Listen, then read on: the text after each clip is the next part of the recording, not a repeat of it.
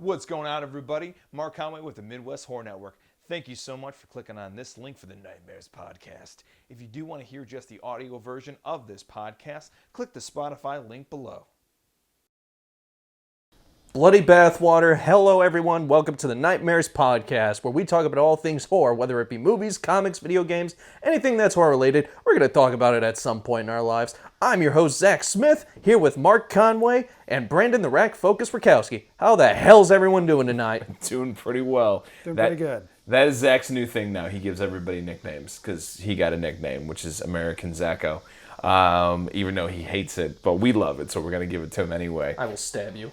What else is new? So our topic today is one that I picked, which is our favorite non-rated R movies. Rated R horror movies. Wow. Yep. Because we are a horror podcast, and that's what we're gonna talk about. I don't know why I don't know why I randomly thought about this. I think it was thinking about I guess it was thinking about what would be like if you were challenged to keep it at a PG-13 rating, like a lot of these people did. I don't know if they said, hey, you have to do it, or if that's how it turned out. So I thought this would be a cool thing to talk about. And also too, a lot of people talk about traditionally how they all fucking suck. But they really don't. But there are plenty of them that don't suck. And there are research for this one. Yeah, there are a lot of lousy R-rated horror movies as well. Like a rating does not equate to overall quality of a movie, if you ask me. I was going to say, doing research for this topic, I was surprised by how many horror movies that I liked. And I'm like, oh, that wasn't rated R? Well, shit.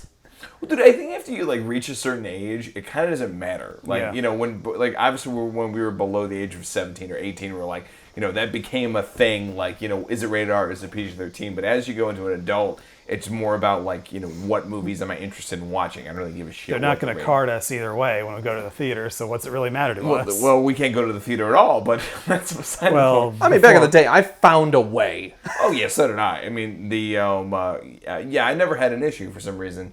I think it got to the point where by the time I was old enough to see rated R movie, it had already been too late, and I don't know, for some reason I never got carded.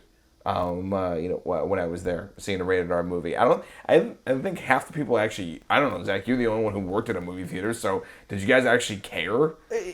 So they do care, but for the most part, here was my thing. It's like, if you look old enough, I personally didn't give a shit. And as long as you didn't look like a fucking troublemaker, I didn't give a shit. But if you were clearly 5 or something like that, and you're just like, yeah, I'm going to see this movie. Yeah, no, you're not. I still have a job to do. Sorry, It's if it's clear that they haven't even gotten their peach fuzz yet. Yeah, and it's the kids that are trying to sneak into theaters, it's like, if you're going to sneak into a movie, don't be so fucking stupid and obvious about it. Those are the ones that piss me off. I'm like, no, you suck at this. You're getting made, kid. You're getting made. Dude, that was the thing, though. When we were all 13, we thought we were the smartest, most clever people on the planet, but we were all fucking idiots. It's I loved it when It Chapter 1 came out. I was working that night, and these 3 kids, I forgot they bought a ticket to some chick flick. They're 7 or 8 years old. I took one look at them. I'm like, yeah, here you go, kid. But they had security guards at each door. I'm just like, you got 3 kids coming your way. Gotcha. I just saw them being escorted out of the building 5 minutes later. I'm like, Jesus Christ. So stupid. I can't remember what the movie was, but it was one of those things where it's like, bullshit. Yeah, dude. You know what, though? And I actually remember those days, man, before that, when you could easily theater jump. And I had done that at least a couple times. Honestly, here's the thing: if you go on a weekday, no one's gonna give a shit. You have the least amount of staff working, and everybody's just there. They're just kind of whatever. We're just here to do our job. So, again, don't make it obvious. Don't be a fucking dick about it either.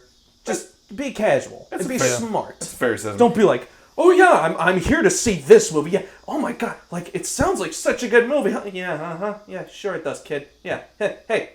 Here's the door. Yeah, dude, exactly. The funny thing is, I remember one of my fondest memories of theater jumping was actually not on purpose. It was just we bought the tickets to go see another movie. I don't even remember what the movie was, and taking a Pelham 123 with Denzel Washington was starting like right at the same time, and I turned to my cousin who was not of age to see any rated R movies. Which, by the way, 2 weeks before I snuck him in to go see The Hangover. We were literally passing that theater and we're like, do you even want to see this movie that we just bought tickets for? He's like, I mean, whatever, kind of take it or leave it. Like, you want to see this movie instead? It's like, sure. So we ended up walking in. I think that was like right before they started doing assigned seating. Our theater never had the assigned seating thing, so we never had to worry about that. But yeah, I never theater hopped. I don't know. I just never really felt the need to or cared to do it. So if we went to go see movies, we would buy our tickets shit like that. Now, when I was working at the theater, they wanted you to go get, like, all you had to do was show them your ID and you'd get free tickets. But, you know, we never fucking did that. We just walk in. It's like, are the seats crowded? No? Cool. Go sit down. You ever theater hop, Brandon? Yes and no. Like, I didn't really, like, when I was like 11 to like 14 roughly, my brother worked at a movie theater, and at one point he actually worked himself up to management. So it's like I didn't really need to worry about the whole ticket thing. He had the special privileges. Yeah. Well, and he actually got to bring me to Two Towers 2 nights before it opened. Oh, that's cool. Because back then, that was before digital projectors, so when they got the movie in, they had to check the reels. So they would have late night screenings of movies, and so he took me for Two Towers early. They still do have to screen the movies ahead of time, but they have one guy sit in there and do it. It's like, yeah, so... Fair enough. Very cool. So I'll go last, but Zach, go ahead and you can go first. Okay, so my first one is Darkness Falls. I haven't seen that one since it first came out on DVD. But you have seen it. I have seen it. What did you think about it? I remember very little of it. Mm-hmm. Like, I remember it was some kind of like weird twist on the Tooth Fairy, correct? Okay. So the general gist is, this woman in, like, there's this town, and in, like, the early days of, like, maybe pioneers of shit, very nice woman. I guess she kind of acted like a makeshift Tooth Fairy or whatever. Mm-hmm. But something happened to the kids, and all the parents, burned the shit out of her. Mm-hmm. So now she haunts that town. She still does, like, the whole Tooth Fairy thing. But here's the thing. If you see her, she will kill you. Okay. Yeah. So, and also, any light source, like, just even a dim light source, it will burn her. She cannot go into the light at all. So that's, like, the one defense you have against her. So, yeah. Kid sees her. Tooth Fairy woman kills his mother, and then, he's, like, perpetually afraid of the darkness and everything like that. Paranoid, lives in light. And, the movie kind of progresses and stuff, but I always thought the concept of, like, a demon that can only, like, survive in pure and utter darkness was really fucking cool. Like, that whole concept I thought was fun. I remember rewatching it. The kid growing up, didn't he have, like, his house just, like, completely bathed in light? He was in Vegas. Yeah. He was living in Vegas, and like, every room in the house was essentially lights. The only scene I remember was when the main actress is on the phone with him, and she's like, "How did you get over your fear of the dark?" And he's just like, "I didn't." You just see his house is bathed in light, and that's all I remember. Yeah. What's something funny is when I was watching all the reviews for Alan Wake, they mentioned Darkness Falls a lot in those reviews, and now that you're describing the plot, that makes a lot of fucking sense. Yeah, I'm looking at the crew as well, and there are some people attached to this. Really? Yeah. Yeah, I think it's a very underrated horror film. I thought it was very good at the time. This came out in the period, when horror movies were kind of getting a bad rep. Well, I mean, when have they not had a bad rap in the mainstream? I mean, even by horror fans and stuff, it's like, there's no good horror movies anymore, yeah. And then Scream came out, and then everybody was just like, they're good again, even though they weren't. Anyways. Don't start that war, Zach. Yeah. And actually, this was during the shitty remakes and the huge Japanese craze. This was more right at the beginning of. This was 2003, so that same year as Texas Chainsaw Remake. Was it? And the year after The Ring. Yeah, so it was like I remember this being more in line with like the Japanese, and hell, I don't know why I could have swore this was like maybe a late 90s or early 2000s movie, but yeah, 2003. But yeah, I always thought that one was really fucking cool. Let's see, my next one is Lights Out. Now, I remember the short film that it was based off, and I thought, that is such a badass idea. You turn the lights on, the creature disappears, you turn the lights off, bam, it's right there. The short film I thought was great, and the movie itself I thought was pretty cool too for the most part. The whole thing about the girl being like a mental patient and attached to her, the woman's mother's psyche or whatever was a little weird, but it was still an enjoyable movie. And I would like to see them do more with that or more with that concept, but who the fuck knows? It seemed like kind of a failed idea. Nobody really saw it or grew attached to it, but I still thought it was a fun movie. I really liked the short film. Yes. Everybody did. Yeah. And that's why It people got a gave feature. the money to do a feature. Yeah. I watched the movie when I was on my first ship. The one where I was in good health. And I did not like it. I'm trying to remember plot details so I can say why I didn't like it. But in all honesty, this is the first time I've thought about the movie since probably I've seen it. So that's what, like 3 years, going on 3 years at this point now. So I just don't remember enough to talk about it. I wish I did. That's one of those movies that I just totally missed. I remember seeing the trailer and I'm like, you know what, I want to check this out. But for some reason, it just blew right past me. Yeah, I guess remember the when director has a YouTube page and he does offer like advice to independent filmmakers. He went on to do Annabelle Creation and Shazam. So he's making it. But yeah, I remember when it came out. Me, Marcus, and David were going to see it originally. I can't remember why the hell we didn't, but life just kind of caught up and I didn't have the chance to see it. And then it was like maybe 3 years ago or something like that. I finally was just like, you know what? I have some time. Let me watch this movie. And I'm like, it was pretty good. It wasn't great or anything, but for a PG-13 horror film, I'm like, this was pretty fucking fun. I'll probably give it a second chance if it ever just happens to come my way. I'll probably give it a second chance, but I probably won't go out of my way. It's not like the greatest thing in the world or anything, but like I said, of the PG-13 horror films out there, it's definitely one of the better ones. I do remember I watched it around the same time I watched Get Out for the first time. Mm-hmm. Get Out was better, I thought. I think I would take Lights Out. Get Out's a good movie, but it's a very predictable movie. You see the trailer, you've seen the movie. I did not see the trailer, though, so... You were lucky. Yeah. The moment I saw the trailer, I'm like, I know this entire movie. I watched the movie. I knew this entire movie before I even watched it. And there's a podcast. And then Blumhouse used that to their advantage for another movie that came out a couple years later, Invisible Man. Because we saw the trailer for that, and we were just like, we just saw the movie. And then we actually saw the movie. It's like, there's a lot that trailer did not even touch upon. That is the last movie I saw before the lockdown. I still love the fact that the last movie I saw before the lockdown was... Last Action Hero. Yep. And then the last new movie I saw for the lockdown was The Hunt. For me, it was Invisible Man. Nice, yeah. I enjoyed The Invisible Man. It was good. Yeah. Was that PG? No, that was rated R. That was R. That was a fucking rated hard R. It was a good movie, though. It was. Yeah. And I think Leigh Whannell is doing one of the other Universal remakes now. I think he's doing The Wolfman with Ryan Gosling. That would be interesting. That would be interesting. Yeah.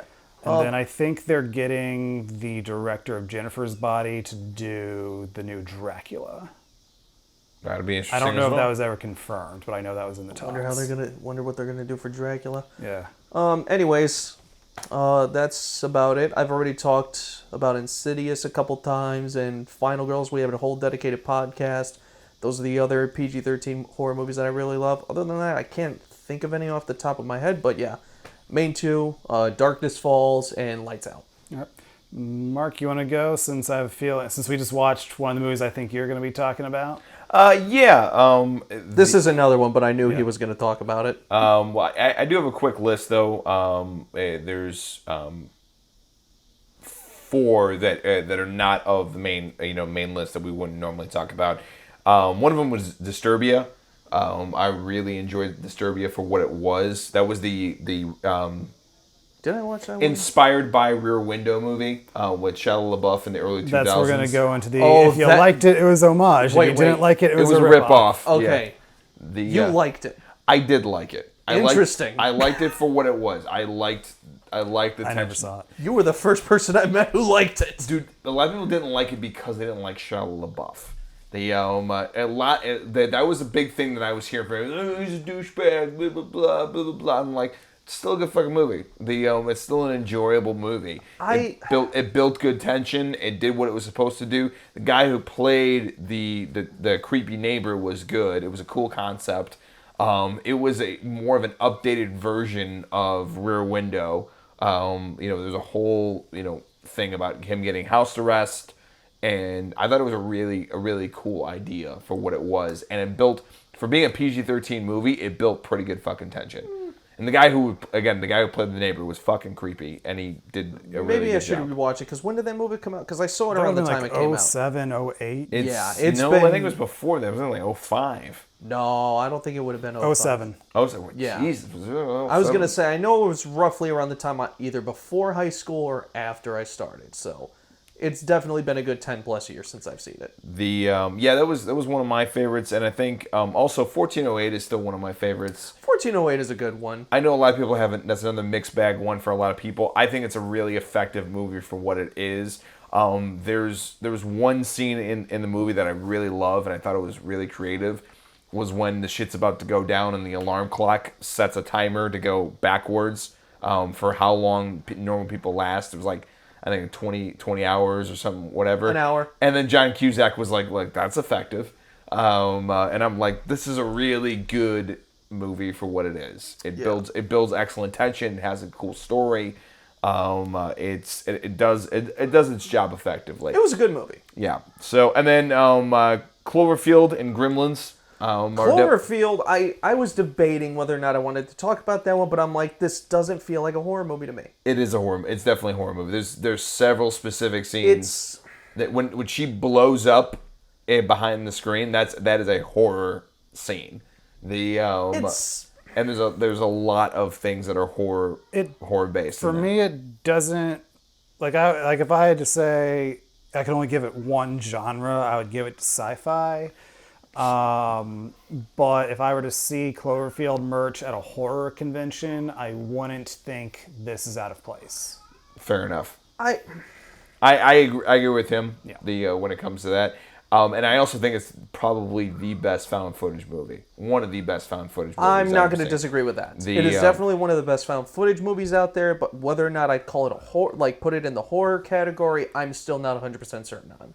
And that's fine, and that's a perfectly debatable thing to say, but I still think it's a solid fucking PG-13 movie. I still think it's a worthy movie to talk about on a horror podcast. Like, there are a lot of horror movies that I don't consider horror movies that still find their way at like horror conventions and horror stores. Because it is a giant or a kaiju, as I should say. Yeah, because like I see The Guest at a lot of horror-related things, and that's not really horror. Yeah, I mean, but it's like it doesn't feel out of place, even though it's not a horror movie. It's a darker action movie, I guess. So it's one of those things. Like I think Brandon said it the best, nail on the head, which is if I saw it among horror things, I wouldn't feel as if it's out of place. And I think there's a lot of movies like that we kind of make that kind of thing. Like I see Mars Attack stuff all the time at horror conventions. That is very true. Dude, I got that mask from a horror box. Exactly. So well, I mean, there's something to be said. There's certainly some very... But I guess when I think about it, where would you put it? Because you're not going to find it in the action section and stuff like that. So the only other place where you really could... Science fiction. That's the only other place that I can think of that you can put that in there. That's true. Science fiction. I would consider that science fiction. I guess comedy. horror is just a very huge umbrella. It is, and then there's also like there's movies that are kind of like horror adjacent that like people like from that community absolutely love, but you wouldn't necessarily consider them horror. But people are still very much horror-esque. I can't think. I know there's a bunch of them, but I can't really think of any right now. That's fair. But the obviously Gremlins. We've talked about Gremlins to death, but I love Gremlins 1 and 2. They're both great. If you haven't seen it, I don't know what you're doing with your life. Gremlins is a weird one for horror. I can see why it's in there, but at the same time, it's always just like... It's the first one. It's a lot more the first one than it is the second one. So. The second one is just like, we're going over here now. All right, so the second one gets grandfathered into horror because it's a sequel to the first one, but the first one you can call a horror movie. All right. It's a horror adjacent. Sure. Horror adjacent. There you go. So, all right, and then obviously Final Girls is going to be in this. We've talked about this a lot. That one is probably the best PG-13 horror movie I've ever seen in my life. It's definitely up there for me. And then the last thing, obviously, is Happy Death Day. Just watched it, and I liked it. I liked it a lot, actually. I thought it was a lot of fun. It's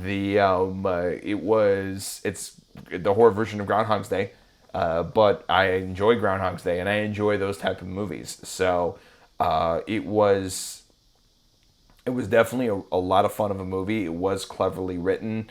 I unfortunately already knew the ending, but I also could see the ending. I could just tell by how the story was going. I just didn't know how certain things were gonna plug in. But I did see the ending coming and the twist coming. However, I will say this, Was though. it because of the trailer way back when? Yes. Which, that's another thing. But it's like, I remember I saw that one in the theater, and I was staying with a friend at the time, and her boyfriend's cousin was there too. And I got back from the movie. They were like, "Oh, how was it?" It was good. And he asked, "Was this the ending?" I was like, "Yeah." And he was like, "Yeah, I could tell from the trailer." I didn't see the trailer. So. Well, yeah, you're smarter than the rest of us. You don't watch Also, trailers. I was on a ship at the time, so how could I see the trailer? Fair enough. I will say this, though. She was great.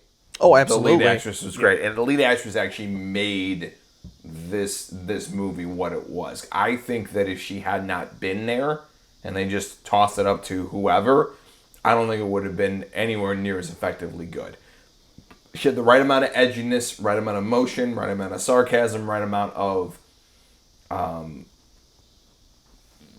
a real world weariness, and all combined together to create a really, really good flesh out character.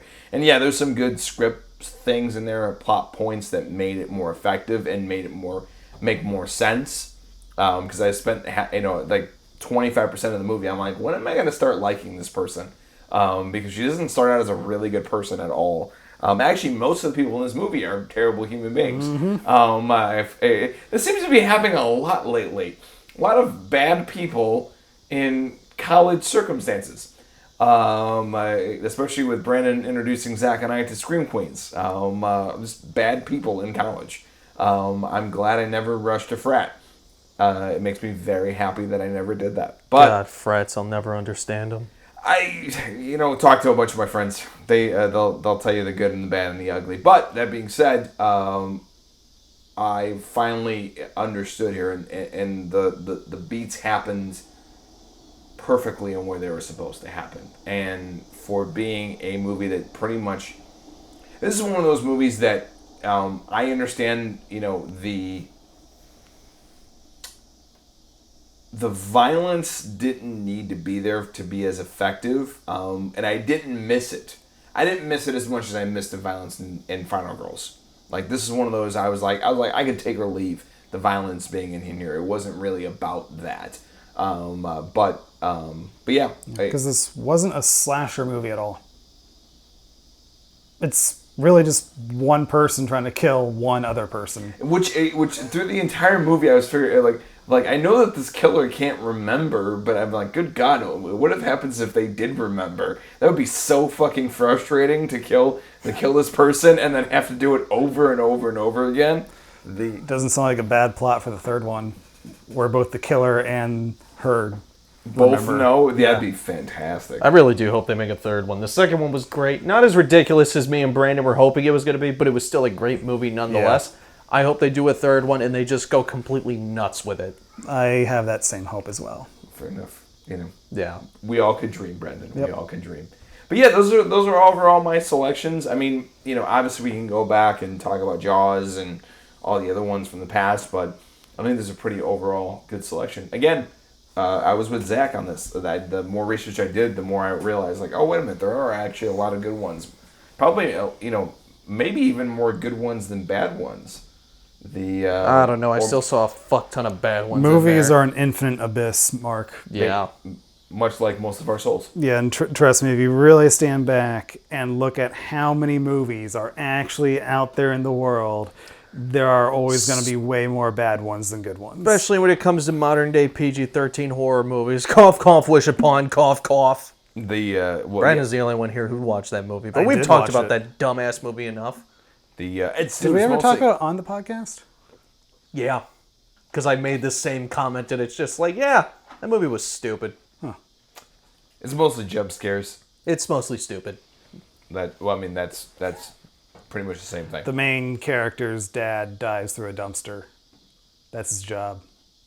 That sucks. Because he It's doesn't mostly have a stupid. job, so he's just looking for stuff in a dumpster. That sucks. Yeah. Yeah. But anyway, I'm done. Brandon? All right.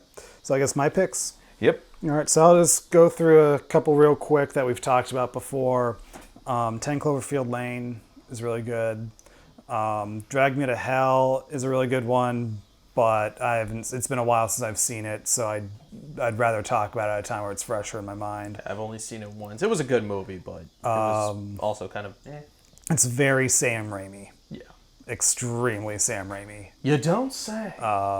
We had just finished the Spider-Man trilogy at that time, so. That is true. And from my understanding, I think he said in an interview that he wrote the original draft of it right after Army of Darkness. Oh, so this had been sitting around for years. Yeah. Willard, which I talked about when we did our 25 horror movie challenge last October. Willard. But that's the one with Crispin Glover and the rats. I feel like keep going. I'm gonna look this one up. I really like The Ring, remake of the Japanese movie. That one is one of the quintessential early 2000s horror movies to me. That's one either you like it or you don't. It's not the worst thing in the world, but it's to me it's just kind of. Some days I'm okay with it. Some days I'm like, this is stupid. It's got that interesting twist of it's also kind of like an investigative journalism movie in a way. I really like the look of it. I like the VHS tape that they watch. It really just feels like that weird urban legend thing that a friend would tell you at a sleepover. I love the opening scene because that's exactly how it would happen in real life. These two girls, one of them spending the night at the other, is like, hey, did you hear about this? That is exactly how it would have been. You know what? I will say this too. It was perfect for the time. Yeah. Because nowadays, obviously, you ask a kid now, a 13-year-old kid now, what's a VHS? I don't know. That's a VHS very fair tapes point. still were mass-produced at the time. Correct. It was 2002. The last mass-produced studio movie VHS was History of Violence in 2005. That's crazy. And Blockbusters were still very big at that time. Yeah. So, in the internet wasn't quite to the craze it was. There's just some movies, man, that are just really good time capsules. Yeah. Sure. And I never saw The Ring 2, but I did see Rings. The Ring 2 was... Which actually, for Rings, there's a short film called Rings, which is actually pretty cool. It's basically these high school kids... They pretty much do this dare thing where it's you have to watch the tape and you have to find somebody. They turn it into this sick game of theirs. And it's pretty good. It's only an 8-minute short film and it's on the Blu-ray. Okay. When The Ring 2 came out, they re-released The Ring on DVD and it came with another DVD case that just had the short film on it. But if you get the Blu-ray, it comes on the same disc as the movie. Gotcha. And then there's, of course, Rings, the third full-length movie with what's-his-face from Big Bang Theory. Which one, the tall one or the short one? It's the short one. Oh, okay. He's the guy who was on Roseanne. Johnny Golan's... Whatever. Whatever. Yes. Johnny G. How about Yes. that? Not a good movie. Yeah, I saw the trailer for it. I thought it looked really stupid, and I'm like, I'm not going to watch that. The beginning was so ridiculous. It's this guy reaches the end of his 7 days while he's on an airplane, so all the little TVs become the thing. And I'm just like, okay, if this movie can keep up this kind of ridiculousness, I'm in. It's not going to be good, but I'm going to enjoy watching it. So And wait, it the didn't. best scene of the movie, that airplane scene, was literally within the first 5 minutes. That was the opening scene. Wow. Yeah. Which it was just ridiculous enough that I enjoyed it.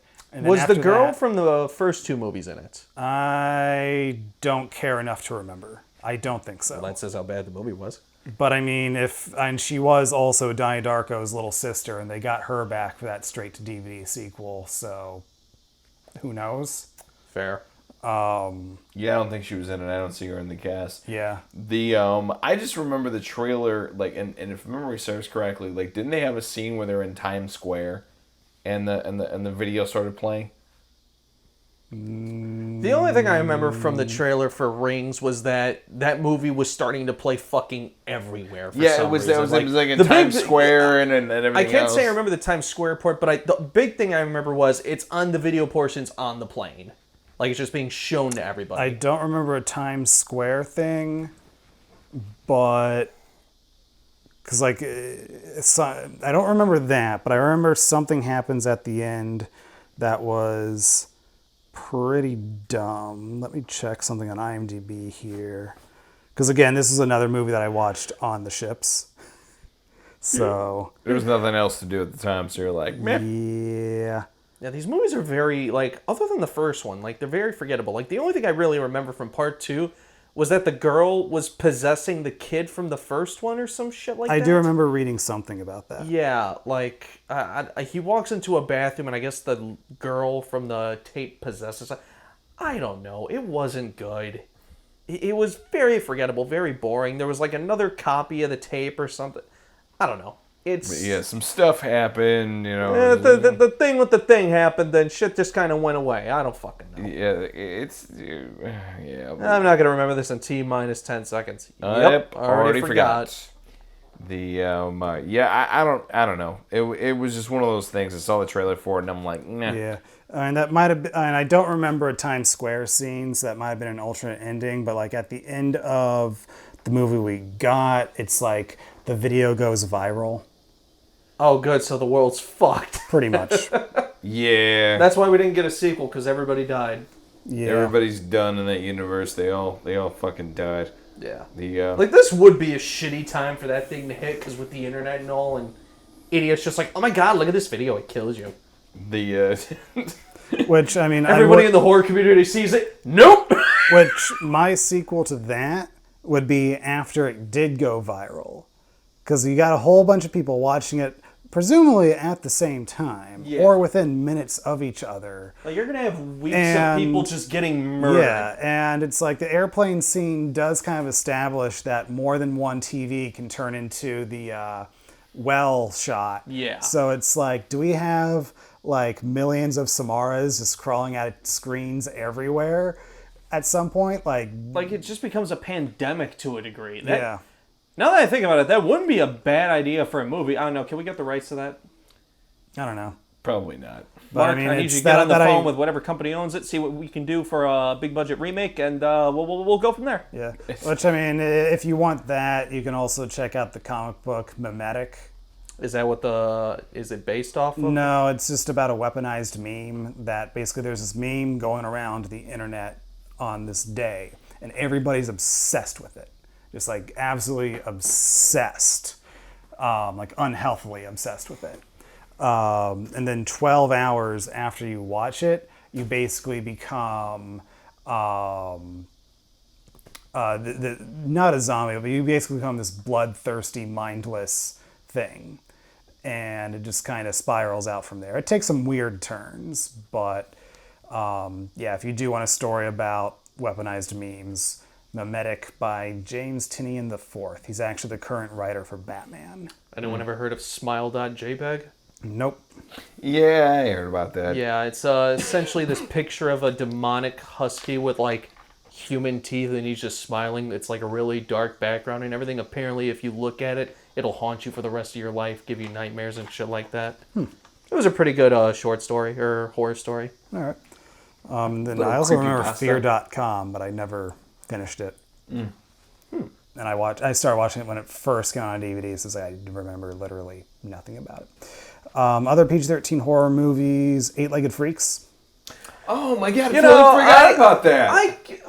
That makes sense. I love the movie. It's such a fun movie. It's a great movie. It is a perfect homage to the B creature movies back from the 50s. It is a great, yes, and it's just great movie. I just love how the fucking spiders. It's like what the fuck? Fucking talking to each other. It was shit, dude. It was like our generation's Tremors. Like it kind Our of. generation's Tremors was Tremors. Yeah, which I'll be talking about that soon. Oh, sorry. I didn't Yeah, mean no, to interrupt you. our generation's Tremors was Tremors. Now Tremors came out like way before us.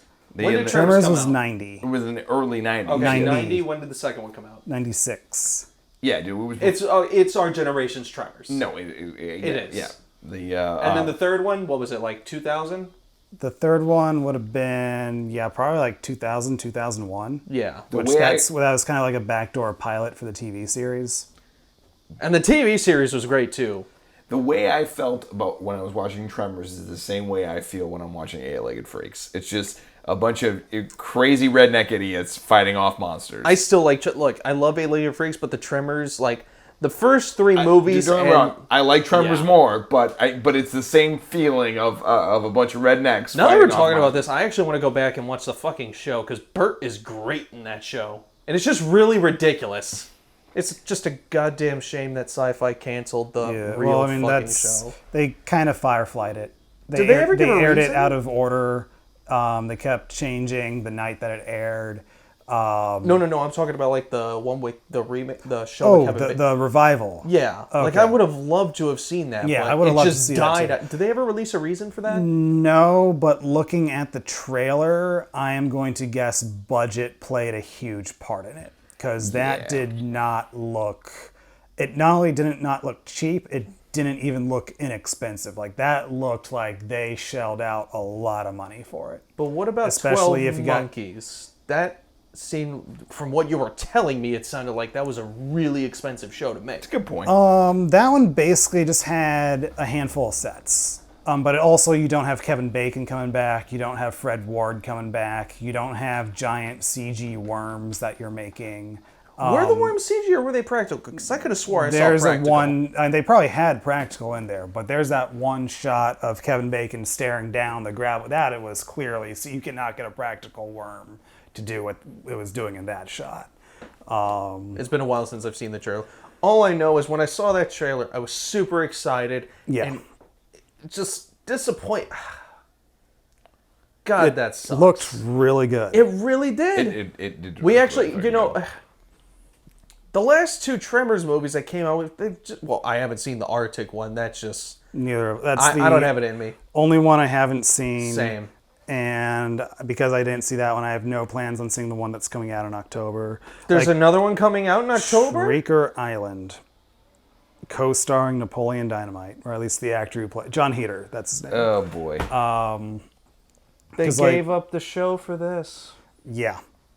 5 was the first one not to have any involvement from the original creators.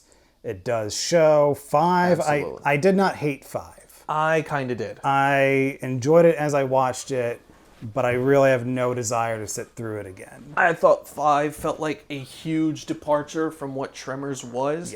Yeah, you have Bert in it, but it didn't feel like a Tremors movie. The first 4 movies, even though I'm not a big fan of the 4th movie, it still felt like a Tremors movie. I agree with that. But yeah, like 5 got enough enjoyment out of me as I watched it, but I have no desire to ever revisit it. And then I saw like a clip or a trailer of the 6th one, and I was like, Nope. no. And it's the same director as 5, and it's going to be the same director as 7. So it's just like, and he's a director that does a lot of like straight to DVD stuff. Like he's done like one or two of the Jarhead sequels. Oh god. Yeah. So it's like, no involvement from the original creators. It's really disappointing because you see the straight-to-TV movies that were the second and third movie, and then you look at these 3 movies and you're like, what the fuck happened? Yeah. Like, Tremors 1, 2, and 3 are phenomenal movies. Like, I've only seen 1 and 2. I don't understand how the second one was a straight-to-TV movie. That movie was... Well, the second one was straight to video. Video. So what happened with, and 2 is actually my favorite of them. That's fair. I watched that today, and Zack and Mark joined me for the second half. 2 would be my favorite, which, I mean, the first 2 are just classics. And actually, the first two, like every vacation before I was 12 years old, for some reason, Tremors and Tremors 2 would always be playing on TV at the hotel. Like we would get to the hotel at night, turn on the TV, and there's Tremors or Tremors 2. I love it. Absolutely love that. Want to know something funny? For me, it's not Tremors, it's the Mummy movies. Okay. The Mummy and the Mummy Return of the King. Was it Return of the King, the sequel? I forgot. No. There was the Mummy Returns. The Mummy Returns. And the Mummy Mummy Tomb of the Dragon Emperor. I don't know why I thought it was Return of the King. No, the Mummy and the Mummy Returns. Like every time this happens at every goddamn convention me and Matt and Ray go to, it's just like, well, we're watching the Mummy tonight. So I love the first two. So for the second one, it was originally going to be a $17 million budget, wide theatrical release, taking place in Australia. Kevin Bacon was supposed to return, and Reba was supposed to return. Reba was Bert's wife in the first one. Yeah. Yeah. A lot of people forget that. Yeah. Yeah, it's an easy thing to forget. But Reba was busy with a tour at the time, so she had to drop out. And Kevin Bacon was actually enthusiastic about it. But Ron Howard offered him Apollo 13, so it's not that he didn't. Yeah, it's not that he didn't want to do Tremors 2. It's that when Ron Howard asks if you want to be in Apollo 13, you say yes. I get it. I'm going to say I'm disappointed in him because no matter what, Apollo 13 is a good movie. Tremors is a much better movie in my opinion. I would rather watch Tremors than an Apollo 13. When's the last time you've seen Apollo 13? When did Apollo 13 come out? 95. Dude, it's Probably roughly around 2000. Honestly, man, to me, it's apples and oranges. It's completely different. They're completely different movies. They Like, are completely different Completely movies, different. but if you had to sit me down and choose between the two, I'm like, I'm going to watch Tremors. like for me, Apollo 13 is probably one of my 10 favorite movies ever made. So it's you're not going to get me saying a bad thing about Apollo 13 ever. That's fair. But yeah, so yeah, he went on to do Apollo 13, and I mean, it's from what I understand, he's always liked Tremors. Like, I mean, that's why he was going to come back for the sci-fi show, series, which would have been great. And so it's a shame. So anyway, once Kevin Bacon and Reba left, Universal slashed the budget to $4 million, and they switched it over to its direct-to-video studio. Well, dude, you gotta remember too, man. Back then, Straight to video then is not what straight to video is now. well, that's also true. But also too, when you're talking about movies in the '90s, it like nowadays it's hilarious because now it's a lot more built on, from a marketing perspective, more built on genre or on directors. But back then, it was all about Names. actors' Yeah. names. It was all about, like, they want to be able to put Kevin Bacon up there on top and everything else, and like that to them was their money, you know. And nowadays it's more about genre. Like, you weren't seeing Commando, you were seeing Like Arnold Schwarzenegger Schwarzenegger's in Commando. Yeah. Like that was what it was all about. So it makes sense from what the perspective. Like nowadays, like Tremors would be able to hold its own in a genre, you know, centric. Because now it's all place. about the unfortunate- IP. Unfortunately, that's the direction they took with these recent movies. It doesn't, like, it's literally just the name. It has worms and it has Bert in it. Yeah, and then that's not Tremors. Yeah. The It's like, I do think you need Bert in the movies. Like, he's an absolute must. If there's anybody you needed, it's Bert. But you also got to make the movie fucking good. well, yeah, that's true. That's super Now, important. here's my question. Was Bert going to be in it originally? I believe so. Okay, as long as Bert was always going to be in it. Because, like, then- if Reba was going to come back, and I mean, Reba was Bert's wife. Yeah. So, yeah, so pretty much when they slashed the budget to $4 million, from what I understand, what we got is basically just a reworked version of the original script. Okay. So Grady probably wouldn't have been in it because they would have had Kevin Bacon. And in fact, you guys weren't in the room yet, but there's like a line he has at the beginning of the movie where it's like when Fred Ward decides, okay, I'll go to Mexico and kill these things for you. And the guy who hires him is like, yes. And it's like, I read about all your exploits. And Grady's like, I'm not the original guy. So I'm wondering if that was kind of like a slight. yeah, that makes sense. I can see it. Yeah, so I'm pretty sure we would not have had Grady because we would have had Kevin Bacon. Regardless, I think Grady is a good character. And Yeah, he's one of my favorite annoying sidekicks. yeah, and at the end of the day, you still get the greatest line in one of my favorite lines in movie history. from this movie. What's the line, Zach? Well, there are two lines, but it's part of the same string of lines. For me, it's that one specific... Okay, sure too, but the main specific line. I was denied critical, need to know information. Shortly followed by, I am completely out of ammo. That's never happened to me before. That's a great one, don't get me wrong. Yeah. But the denied critical need to know information and the delivery of said line by Bert is just so good. I remember being a kid and seeing that and laughing my ass off thinking, this is great. The fucking explosion. Is this far enough? No! Keep moving! Keeps running. It's like this'll have to do. Yeah. I'm like, Jesus, Bert. Bert is such a great character. He really Oh yeah, is. it's super. Well, dude, that's what made that. That's what made Tremors. Was the combination of the first one that made the combination of all of them. Do you know who loves that movie? And it's shocking that he loves it. Your dad? My dad loves fucking Tremors. Dude, I can see your dad loving it. He's like every time it's on, I have to fucking watch. He's like, they're so stupid. They're so damn stupid. I love it. My dad loves Bert. We got him. That's great. Be advised, there are two more still out there. Oh man, I didn't want to though. I know we all love Tremors though, but I didn't want to skirt though Eight-Legged Freaks because I know you brought it up. I wanted to hear you talk about it. It's fun. Again, it's been a while since I've seen it, but David Arquette is fun in it. I like the spiders. Scarlett Johansson. You do have Scarlett Johansson post Home Alone 3. She was in Home Alone 3? She was in Home Alone 3. She was the sister. Then again, who saw Home Alone 3? Well, I mean, it is my favorite of the Home Alones. He's lying, but that's fine. That is. I'm not big on the Home Alone series, so I like it in an ironic sense. Sure. It's not a good movie. Sure. Yeah. Actually, scratch that. Home Alone 2 is my favorite just because of Tim Curry. There you go. Yeah, that makes sense. That's better. That checks I out. accept that answer. I know Sarah will appreciate that answer. But She's a huge Tim Curry fan. But I also Tim like Curry the fan. spider designs in it. It's just a really fun movie. It's like Gremlins, but with spiders, which I guess would be arachnophobia. More or less, I think that this has more in common with Tremors than it does with I will agree with Mark on that one. the especially all that the deputy the fat deputy's hilarious. Oh god. And all the crazy shit that happens in that movie is just so much damn fun. And actually, one of my favorite dirt bike scenes in any movie is in that movie.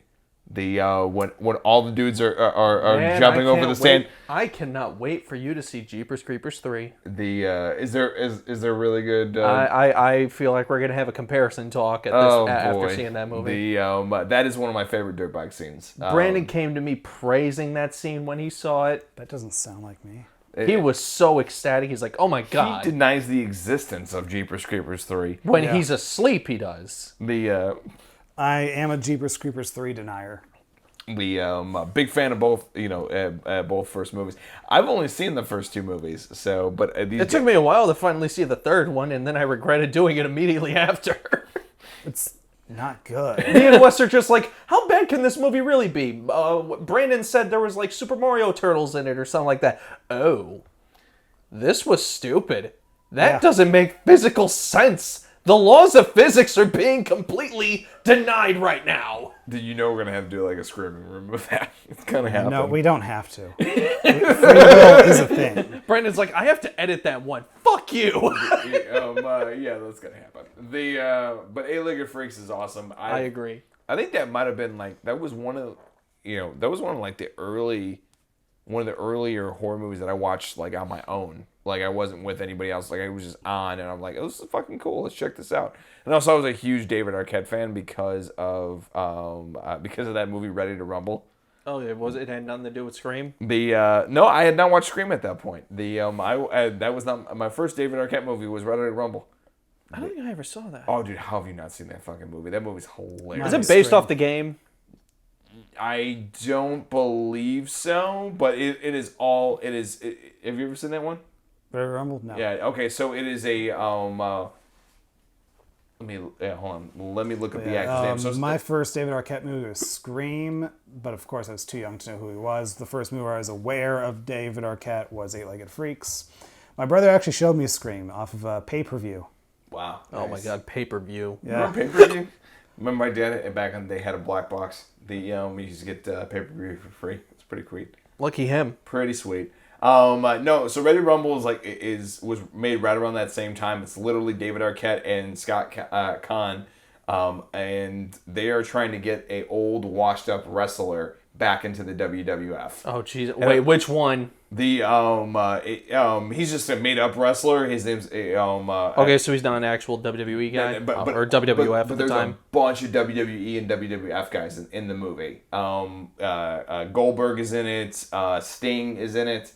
There's a bunch of different wrestlers. Fucking in it. Sting, man. Dude, I fucking love Sting. Dude, then you will love him in this movie. It is fantastic. It's a ridiculous. You said Goldberg was in it as well? Yeah, Goldberg was in it as Yeah, well. this was around the time Goldberg was doing some movies and shit. He was great in The Longest Yard. This was like in the height of the E's popularity. It was in 2000. But anyway, Eight-Legged Freaks is awesome. I highly recommend it. Any more? I'm trying to think if I have anything else to say about the Tremors movies. I think the effects in Tremors 2 still hold up really well for a 1996 straight-to-video movie. Considering the CGI is still better than most, if not all, Marvel movies, I agree. The CGI isn't bad. It's the movements are... you can definitely tell by the super smooth movements that they're CG. But they still look really good. Like, it's still super detailed. They don't look like they're plucked out of a fucking video game. Yeah. Like, they still look That's true. real. Maybe if... I don't know how CG works back then. I don't really know how CG works in general because I'm not a CG person. Back then, I couldn't tell you. Today, I could give you some general ideas. Like, I know that they were made in a computer and that because this was pre-digital intermediates, they would actually print the images back onto the negative. Yeah. But yeah, the movements doing it on film, these are things I want to try. Like, I do want to edit, like, a whole film reel one day, and then I also want to try doing some, like, compositing onto a film reel as well, just to see what it was like. Yeah. Because I imagine it must have been... Yeah, people think it's hard today. Yeah, try doing it back then. Must have been a fucking nightmare. But yeah, it's the effects. The practical effects are still top notch. Like, there is not a single bad practical effect in the second one. None. And like I said, the CG is good. It's just, you can tell by the movements that they're CG. Yeah, but you can as far also as see, how like, they along the look- outlines of the creatures. Like, Yeah. it's good, but it's not quite perfect. Yeah. But again, for a made-for-TV, straight-to-video video. movie in the 96, and it's better than movies today, it's like, come on. Yeah, that's actually That really says good a point. lot. It does say a lot. It really does. So, That's why I have such high standards for visual effects in major motion pictures, because it's like, you have no fucking excuse. They could do this shit in the 90s. Why the hell can't we do it today? I'm sure there are business reasons that we're just not aware of right now. We need to Like, maximize profits. that's always going to be the thing. Profits. Because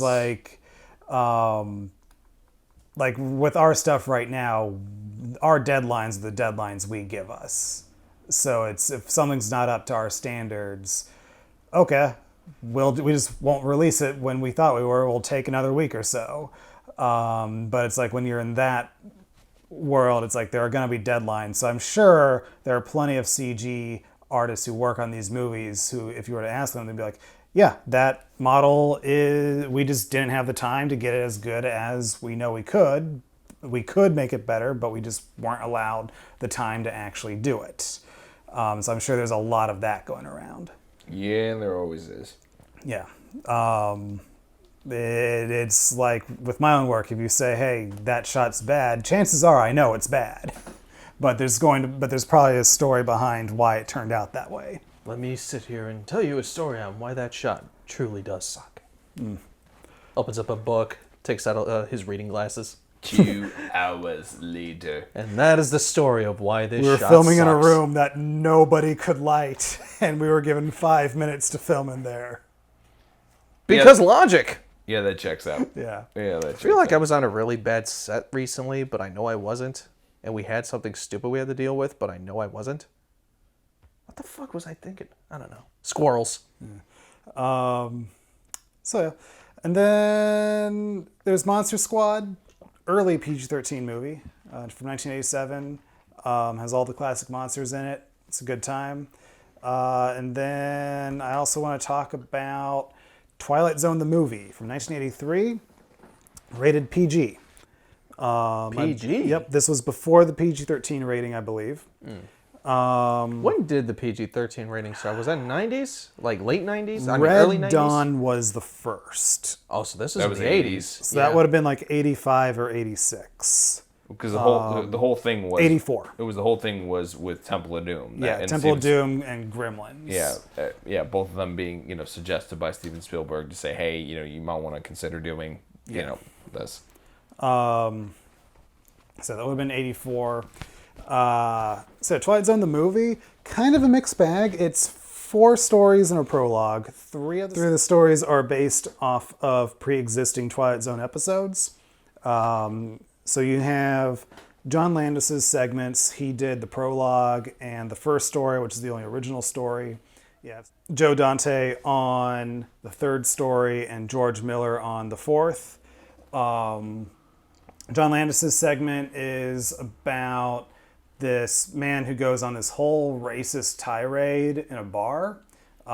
He goes after the Jews, the African Americans, Asians. Like, he's just really just ripping them because he lost a promotion to somebody. And so he's asked to leave the bar, and when he leaves, he finds himself in Nazi Germany. And they see him as a Jew who's like wearing like the Star of David and everything. And so then they're going after him. And then he finds himself in like 1800s America at the height of the Ku Klux Klan. And they don't see a white man, they see him as a black man. So they're trying to get him. And then he ends up in Vietnam, and a whole bunch of US soldiers see him as one of the Viet Cong.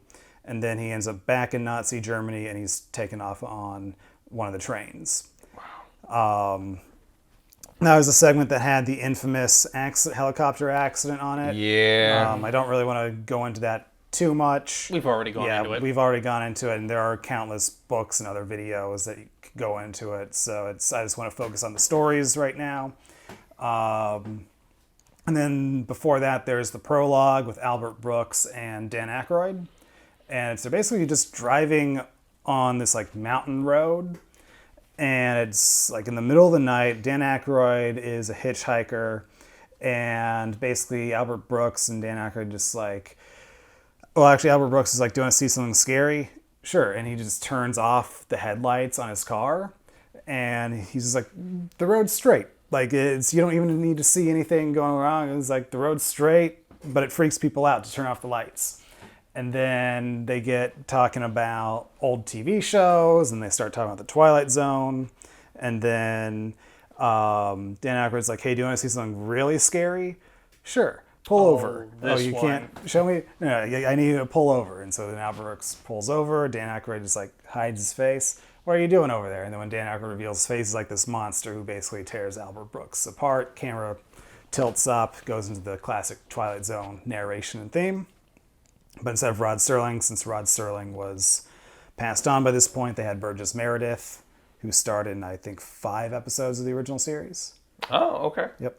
For everybody who doesn't remember, that is Rocky's trainer. Yep. And also the Penguin from the Adam West Batman. That is also true. So then we go into the first segment, which I just went over, and then there's segment 2, which was Spielberg's, based off of the episode Kick the Can.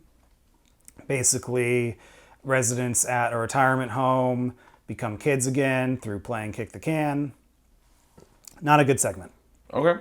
You can tell Spielberg was on autopilot because he just wanted to get this project done with because of the accident that happened on the first segment. Yeah. But then the last 2 segments, the ones by Joe Dante and George Miller, are really good. In fact, Joe Dante's talked about this a little bit on his own podcast, about how after the accident, the producers just kind of, like, they still needed the movie to be made because, you know, they put money into it, but they just didn't care about it anymore, so they just left them alone. And this was Joe Dante's and George Miller's first time working within the studio system, so they were left completely alone. And they're just like, hey, this is pretty great working with the studio. We have money and we're left alone to do what we want. Oh, if only they knew. Hey, can I fill this building up with cement? No! But I want That's like 7 years after this. That comes later.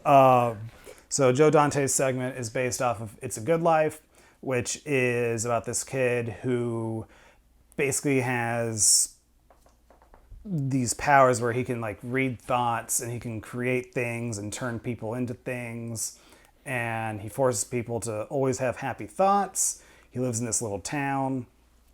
And like the entire town is afraid of him. They have to bend to his every whim. And basically he makes the entire world disappear.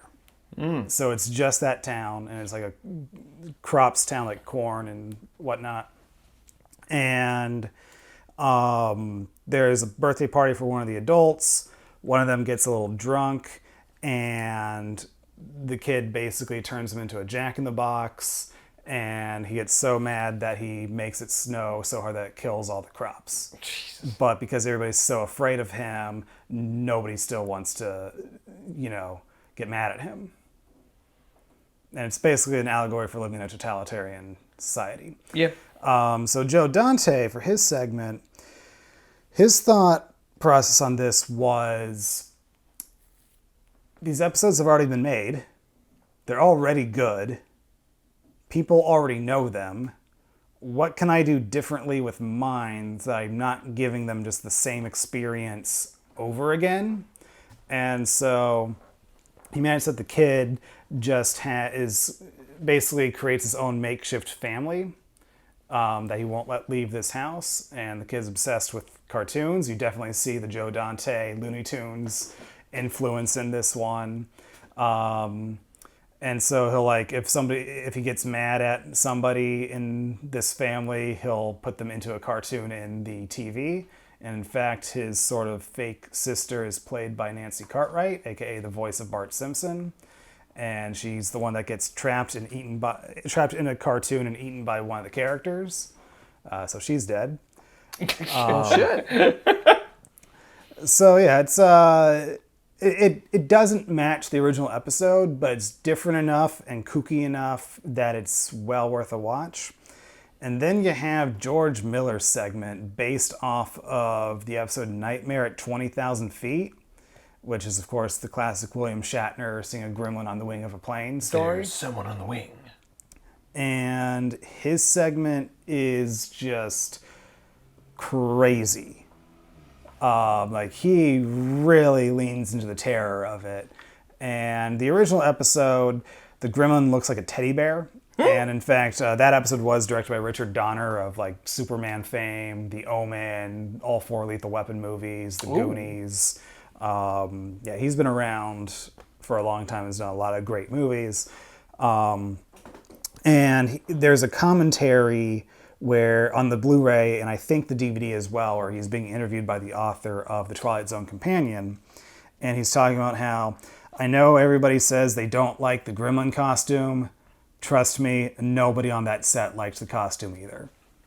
Because like this was 5th season Twilight Zone, and the network cut Twilight Zone's budget every season. I've said this on many different podcasts, but the network always had it out for Twilight Zone. Yeah.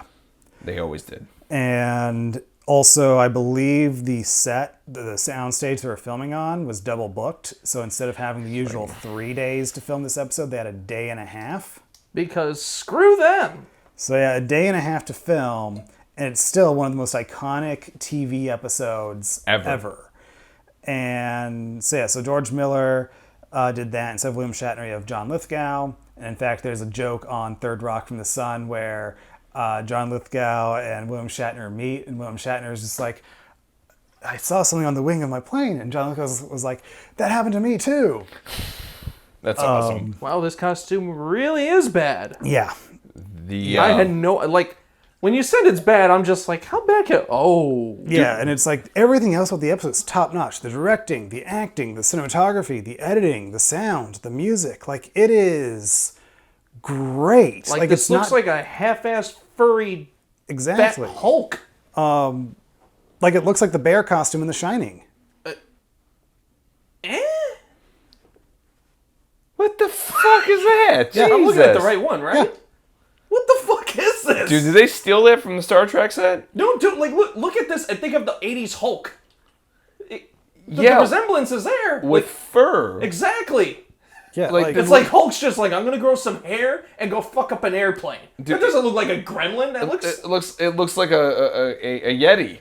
yeah. Yeti's It's not more good, accurate. but literally everything about the episode is great except for the gremlin costume. You gotta hit it up to William I Shatner. think this is the remake version. Oh, yes. See. Yeah, that looks way better. Oh, it's so much better. Night and fucking day. Yeah, the And so the movie version is actually closer to the original story.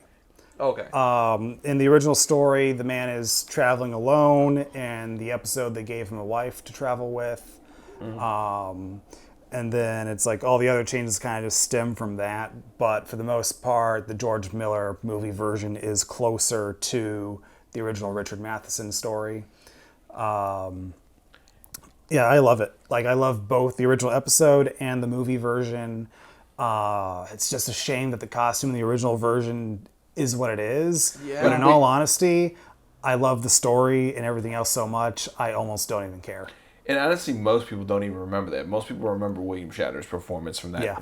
And give it up to William Shatner for being a part of two of the most iconic moments in television history. Was obviously that episode, and the first interracial kiss on television was in Star Trek. Yeah. But it's Star Trek, Mark. No one cares about Star Trek. Apparently, a lot of people do. Who really cares about... So everyone is... Look, it's Star Wars, man. Apples and oranges, bro. Not Anyway, apples and oranges. go on, Brandon. So yeah, that's the last segment in the movie.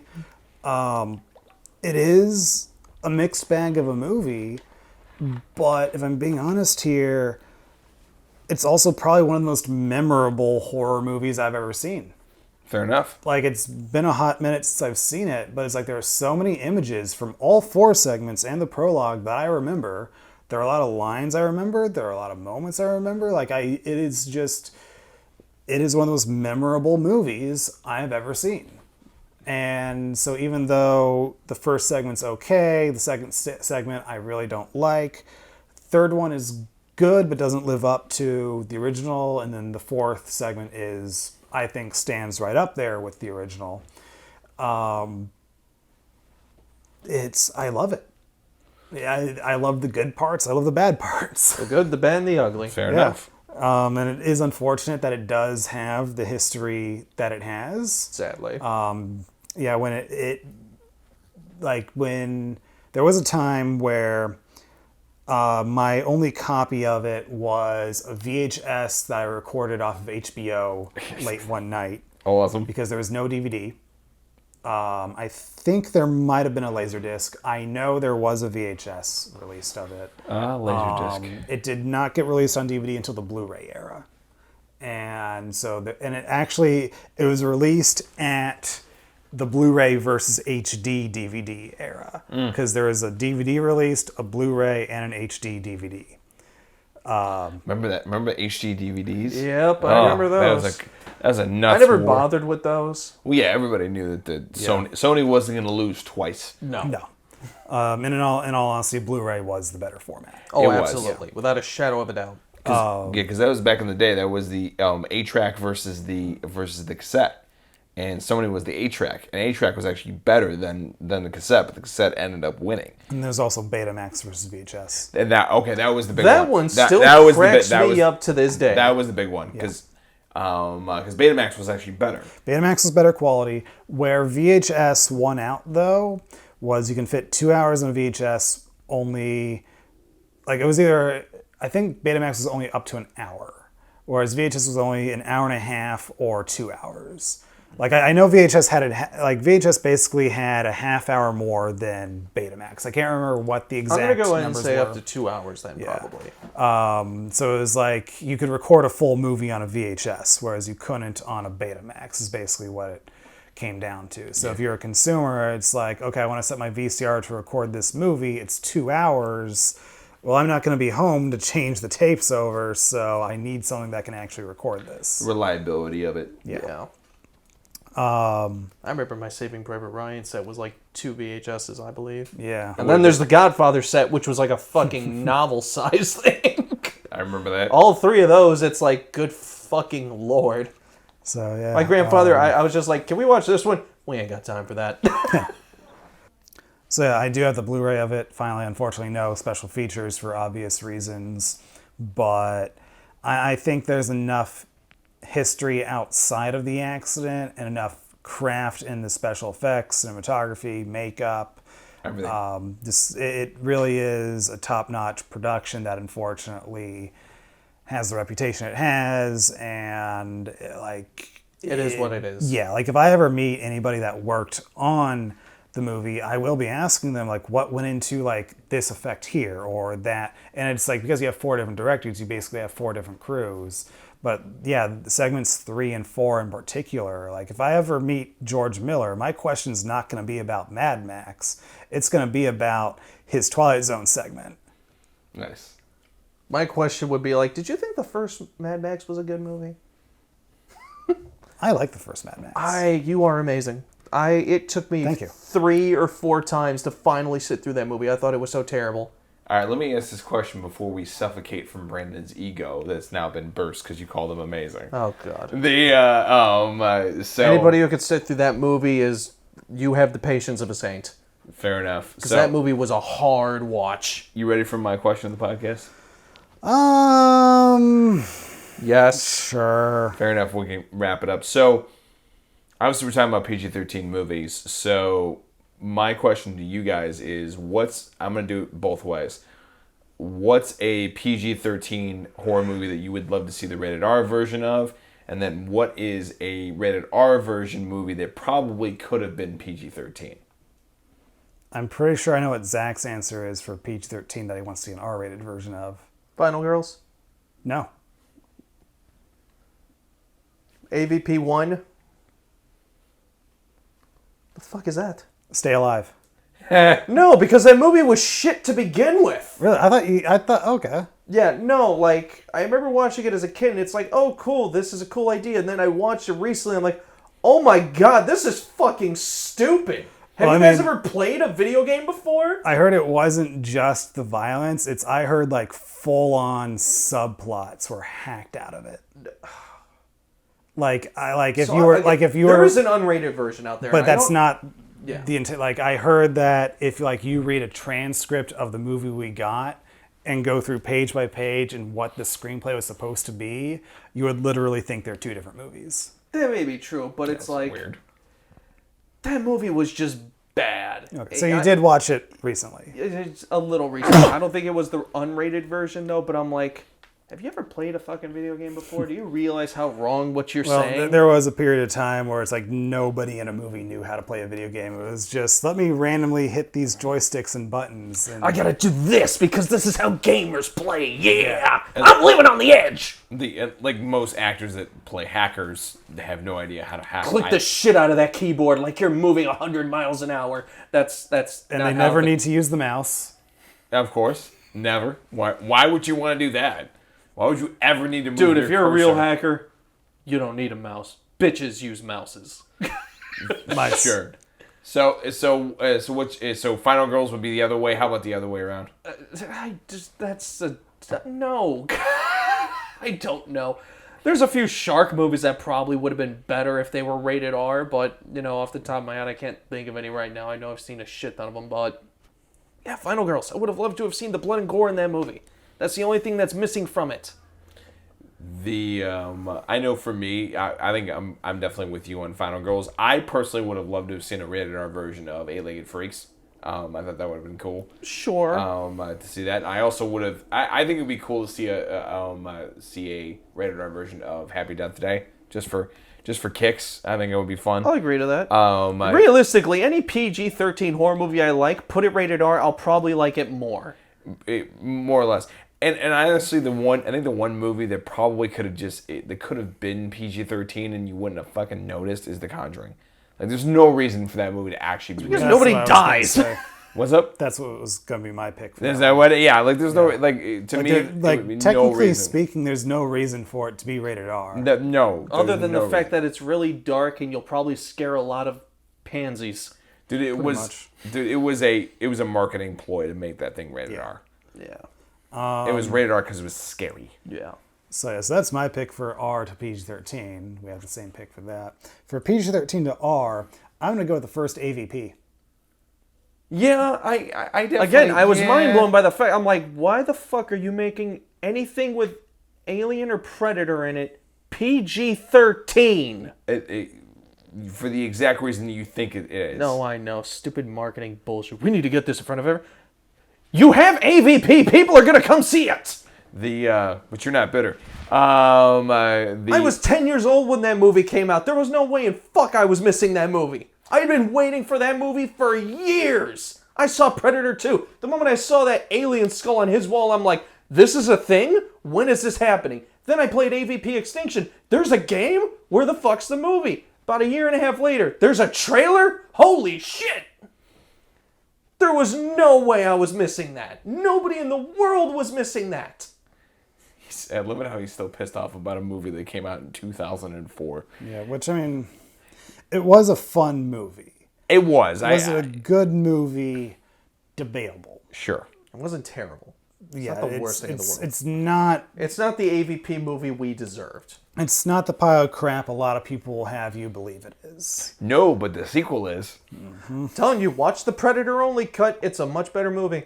I'm not going to doubt that, but I just don't care. Fair enough. Yeah, that's a big Like, fair enough. there are no amount of words that can make me care to watch any cut of that movie. I'm going to make you watch it because Wolf is a badass. Anyway. So the original AVP would be my pick. Yeah, it checks out. Yeah. So, Brandon, you want to close this out? All right. Thank you for listening to the Nightmares Podcast. You can listen to us on Spotify, Apple Podcasts, YouTube, wherever podcasts are available. You can listen to us. Also, be sure to check us out on social media at Midwest Horror Network on YouTube, Instagram, Facebook, and Slasher.